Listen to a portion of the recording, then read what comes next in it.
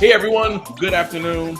Time to read the Bible, part 2. We were here this morning, and now we're here this afternoon to read the word of the Lord. So go ahead and grab the book of Deuteronomy, chapter 31, and we'll get with it.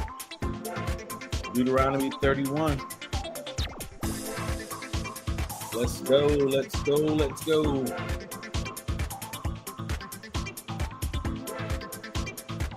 Let's read the word of the Lord. We started off this morning. We got through Deuteronomy chapter 30. And I said, you know what, guys? We need to go ahead and knock this thing on out. We need to knock this thing on out. All righty. So when we come back Monday, we'll be starting in a new book of the Bible.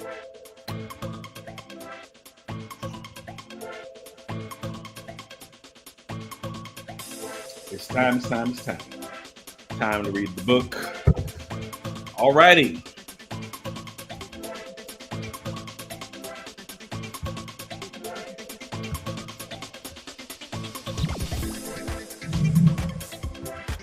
It's Friday, y'all. We made it to the end of the week.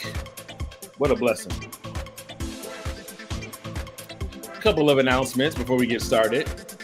Tonight, really the last 3 nights, we have been in revival, tent revival for the Agape jurisdiction. And I would love for you to come and be our guest at 4850 Connor Street in Detroit, Michigan on the east side. 4850 Connor Street on the east side. Starts at 6:30 p.m. goes to about 8:30. It's going to be a great time. Tonight's the final night, so come on out and celebrate with us. And y'all, it's time for the word of the Lord. Psalm 119 verse 18 says, show us wonderful things in your law. Open our eyes that we may see wonderful things in your law. And that's what we want God to do today as we begin to read the word and have this little afternoon time in the Bible. We want God to show us some amazing things out of his word. All right, so let's get to it. We're reading from the New Living Translation of the Bible. New Living Translation of the Bible. Indeed, indeed, indeed. All righty. Let's begin.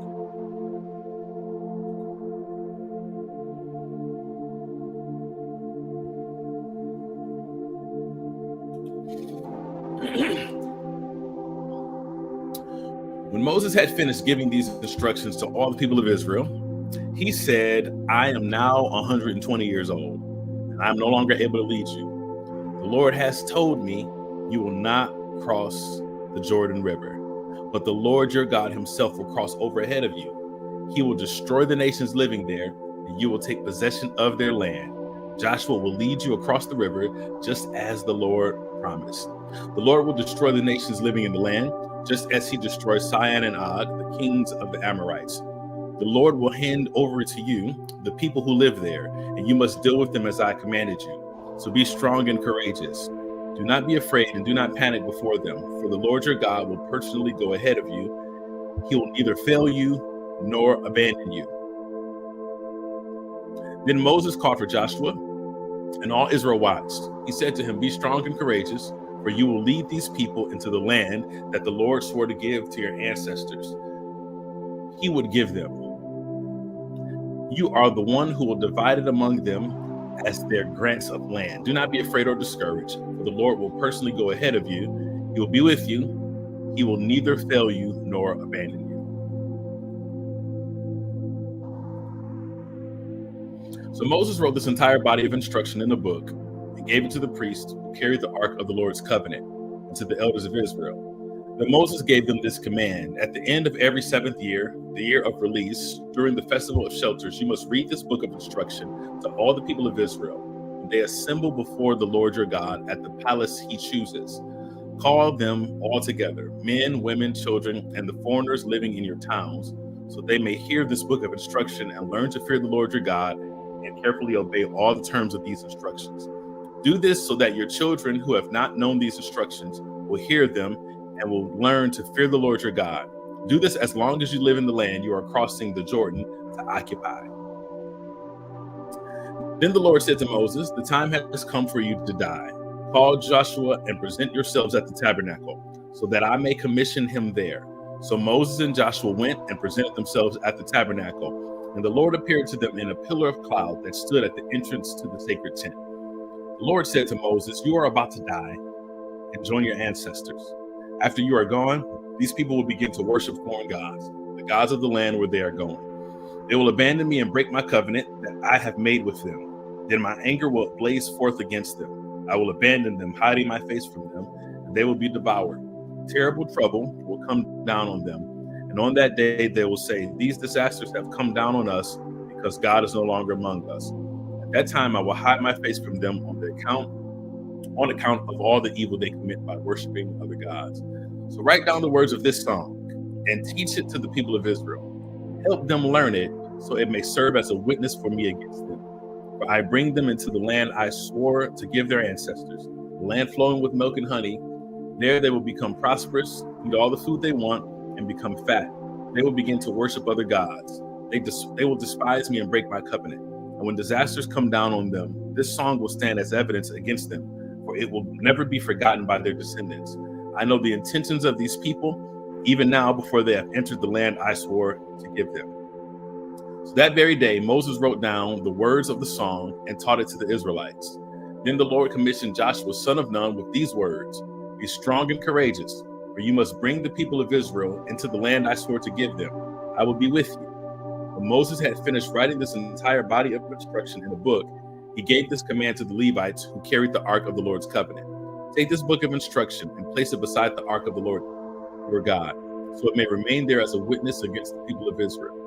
For I know how rebellious and stubborn you are. Even now, while I am alive and here with you, you have rebelled against the Lord. How much more rebellious will you be after my death? Now summon the elders and the officials of your tribes, so that I can speak to them directly and call heaven and earth to witness against them.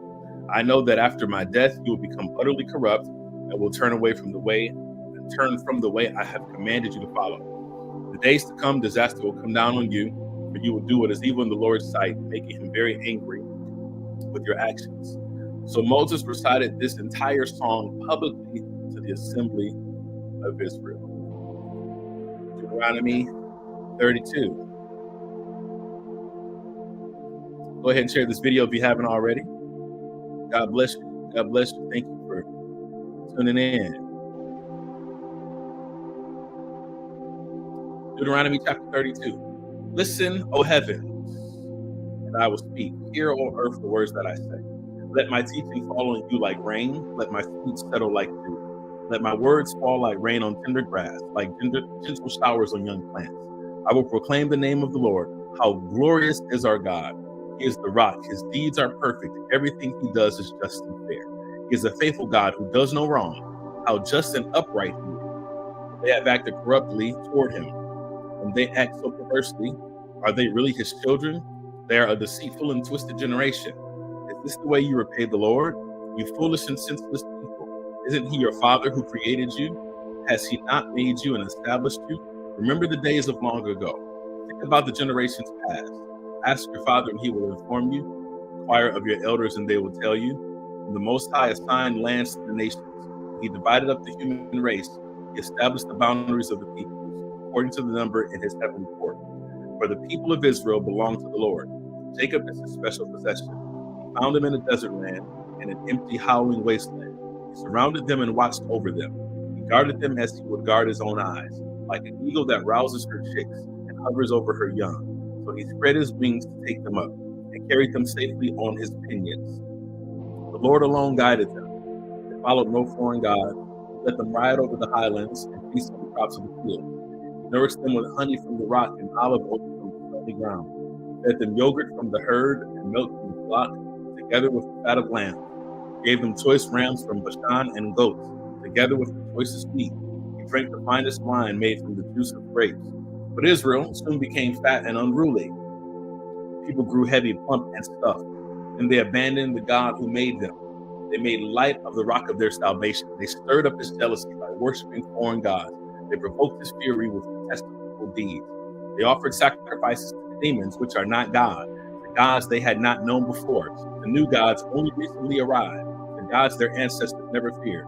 You neglected the rock who fathered you. You forgot the God who gave you birth. The Lord saw this back, provoked to anger by his own sons and daughters. He said, I will abandon them and see what becomes of them. For they are a twisted generation, children without integrity. They have roused my jealousy by worshiping things that are not God. They have provoked my anger with their useless idols. Now I will rouse their jealousy through people who are not even a people. I will provoke their anger through the foolish Gentiles, for my anger blazes forth like fire, burns to the depths of the grave. It devours the earth and all its crops, and ignites the foundations of the mountains. I will heap disasters upon them and shoot them down with my arrows. I will weaken them with famine, burning, fever, and deadly disease. I will send the fangs of wild beasts and poisonous snakes that glide in the dust.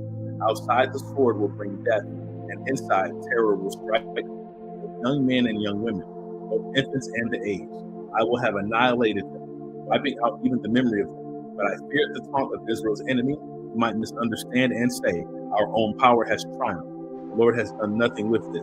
But Israel is a senseless nation. The people are foolish without understanding. Oh, that they were wise and could understand this. Oh, that they might know their fate. How could one person chase 1,000 of them, and two people put 10,000 to flight, unless their rock had sold them, unless the Lord had given them up? But the rock of our enemies is not like our rock, as even they recognize. Their vine grows from the vine of Sodom, from the vineyards of Gomorrah. Their grapes are poisonous, and their clusters are bitter. Their wine is the venom of serpents, the deadly poison of cobras.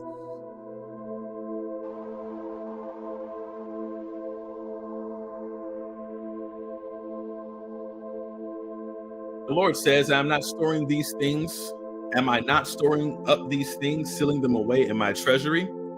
I will take revenge. I will pay them back. In due time, their feet will slip.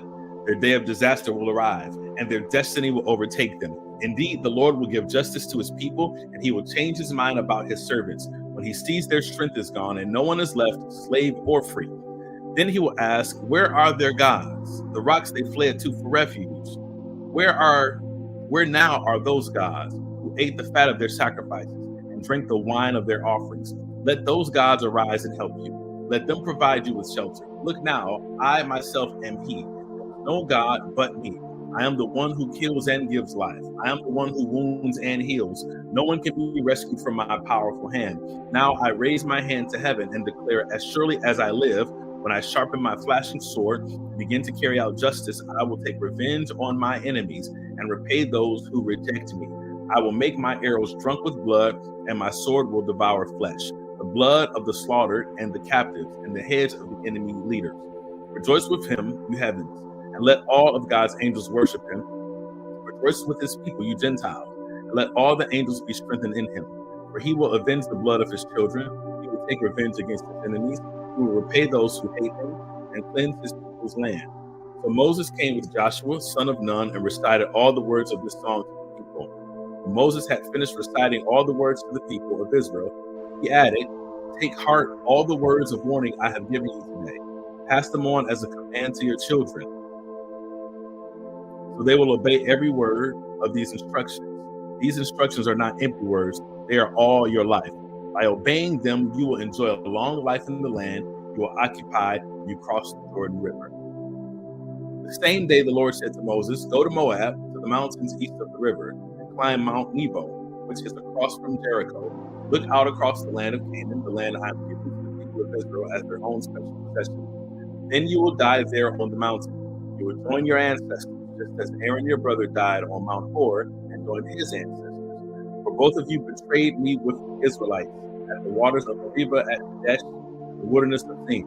You failed to demonstrate my holiness to the people of Israel there. So you will see the land from a distance, but you may not enter the land I am giving to the people of Israel." Deuteronomy chapter 33, our penultimate chapter for today.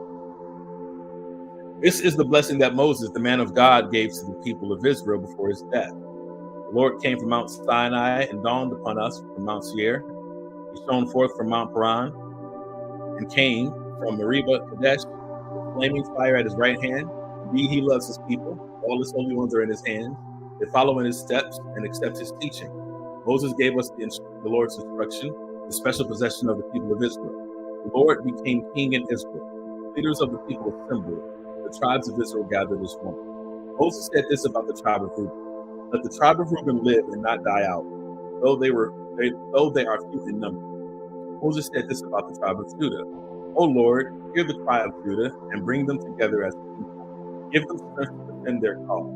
Help them against their enemies."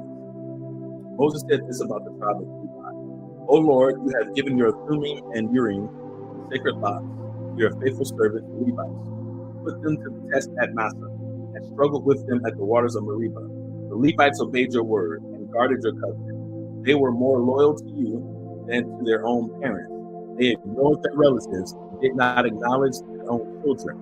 They teach your regulations to them. They give your instructions, send incense before you, and offer whole burnt offerings on the altar. Bless the ministry of the Levites, the Lord, and accept all the work of their hands. Hit their enemies where it hurts the most. Strike down their foes so they never rise again." Moses said this about the tribe of Benjamin: "The people of Benjamin are loved by the Lord and live in safety beside him. He surrounds them continuously and preserves them from every harm." Moses said this about the tribes of Joseph: "May their land be blessed by the Lord, the precious gift of dew from the heavens and water from beneath the earth, with the rich fruit that grows in the sun and the rich harvest produced each month, with the finest crops of the ancient mountains and the abundance from the everlasting hills, with the best gifts of the earth and its bounty, and the favor of the one who appeared in the burning bush. May these blessings rest on Joseph's head, crowning the brow of the prince among his brothers. Joseph has the majesty of a young bull. He has the horns of a wild ox. He will gore distant nations, even to the ends of the earth. This is my blessing for the multitudes of Ephraim and the thousands of Manasseh." Moses said this about the tribes of Zebulun and Issachar: "May the people of Zebulun prosper in their travels. May the people of Issachar prosper at home in their tents. They summon the people to the mountain to offer proper sacrifices there. They benefit from the riches of the sea and the hidden treasures in the sand." Moses said this about the tribe of Gad: "Blessed is the one who enlarges Gad's territory. Gad is poised there like a lion, to tear off an arm or a head. The people of Gad took the best land for themselves. A leader's share was assigned to them. When the leaders of the people were assembled, they carried out the Lord's justice and obeyed his regulations for Israel." Moses said this about the tribe of Dan: "Dan is a lion's cub, leaping out from Bashan." Moses said this about the tribe of Naphtali: "O Naphtali, you are rich in favor and full of the Lord's blessings. May you possess the west and the south." Moses said this about the tribe of Asher: "May Asher be blessed above other sons. May he be esteemed by his brothers. May he bathe his feet in olive oil. May the bolts of your gates be of iron and bronze. May you be secure all your days. There is no one like the God of Israel. He rides across the heavens to help you, across the skies in majestic splendor. The eternal God is your refuge, and his everlasting arms are under you. He drives out the enemy before you. He cries out, 'Destroy them,' so Israel will live in safety.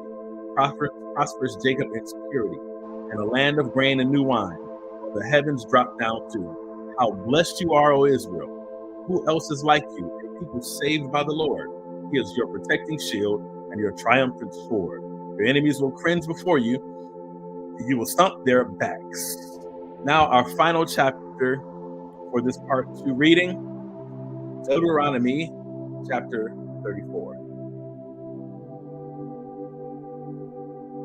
Then Moses went up to Mount Nebo from the plains of Moab and climbed Pisgah Peak, which is across from Jericho. And the Lord showed him the whole land, from Gilead as far as Dan, all the land of Naphtali, the land of Ephraim and Manasseh, all the land of Judah, extending to the Mediterranean Sea, the Negev, the Jordan Valley with Jericho, the city of palms as far as Zoar. Then the Lord said to Moses, "This is the land I promised on oath to Abraham, Isaac, and Jacob, when I said I will give it to your descendants. I have now allowed you to see it with your own eyes, but you will not enter the land." So Moses, the servant of the Lord, died there in the land of Moab, just as the Lord had said. The Lord buried him in the valley near Beth Peor in Moab, but to this day no one knows the exact place. Wow. Moses was 120 years old when he died, yet his eyesight was clear, and he was as strong as ever. The people of Israel mourned for Moses on the plains of Moab for 30 days, until the customary period of mourning was over. Now Joshua, son of Nun, was full of the spirit of wisdom, for Moses had laid his hands on him. So the people of Israel obeyed him, doing just as the Lord had commanded Moses. There has never been another prophet in Israel like Moses, whom the Lord knew face to face. The Lord sent him to perform all the miraculous signs and wonders in the land of Egypt against Pharaoh and all his servants and his entire land. With mighty power, Moses performed terrifying acts in the sight of all of Israel. And my friends, we have completed the book of Deuteronomy. We have finished the first 5 books of Moses. We have completed the Pentateuch, the Torah, and that is deserving of an applause.